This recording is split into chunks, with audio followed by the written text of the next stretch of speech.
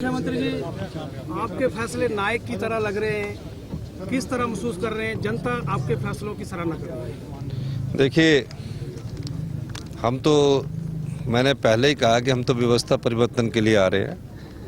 हमने फैसलों में विश्वास करते हैं और फैसलों को अमली जामा पहनाने का दायित्व हमारा है। मेरा ये मानना है कि हिमाचल प्रदेश की अर्थव्यवस्था को पटड़ी पर लाने के लिए हमें कड़े फैसले करने पड़ेंगे। मैं पूर्व मुख्यमंत्री जी का बयान पढ़ रहा था। उन्होंने कहा कि जो 11,000 करोड़ है वो देनदारियां हैं। देनदारियां भी कर्ज ही होता है, वो हमने ही देना है।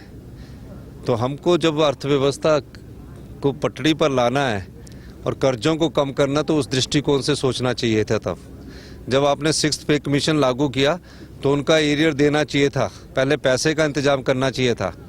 डीए की किस्त की घोषणा कर दी, डीए में पैसे का इंतजाम नहीं कर दिया।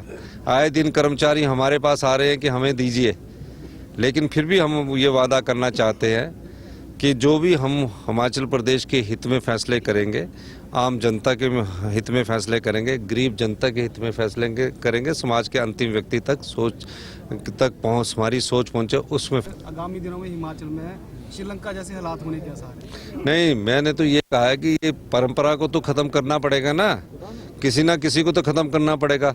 वो आप दोष दे रहे कि पिछली सरकार के समय ऐसा हुआ था, वीरभद्र सिंह जी की सरकार के समय हमने देनदारियां पूरी की। उनके बयान आते हैं कि हमने जो संस्थान खोले थे हमने उनको शुरू किया। हमें संस्थानों को मजबूत करना है, कमजोर नहीं करना है नए संस्थान खोलकर। अब कोई हॉस्पिटल कंपाउंडर के सहारे चल सकता है? आपने CSC खोल दी, कंपाउंडर के सहारे खोल दी, और कोई रीजनल हॉस्पिटल खोल दिया, वहाँ से 2 डॉक्टर ट्रांसफ़र करके PS और 100 बेड का हॉस्पिटल बना दिया। चल सकता है? वो संस्थान भी गया और ये संस्थान भी गया। तो इस दृष्टिकोण से हम आगे बढ़ रहे हैं और हमने फैसला किया है कि जो भी होगा समाज के हित के फैसले होंगे। कड़े फैसले हमें व्यवस्था में परिवर्तन करने के लिए किए हैं। अब PWD के टेंडर थे जो 60 दिन तक टेंडर होता था, फिर सड़क का काम चलता था, फिर बरसात लग जाती थी, सड़कें हर साल कच्ची हो जाती है 1 साल में। इन सब दृष्टिकोण से हमने फैसला किया कि 20 दिन के अंदर काम करिए और 1.5 साल के अंदर सड़क का कंप्लीट करिए।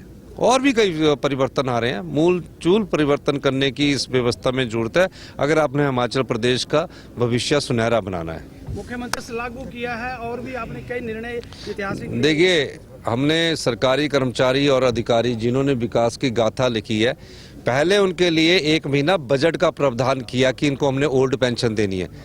उसके बाद हमने ओल्ड पेंशन स्कीम को लागू किया।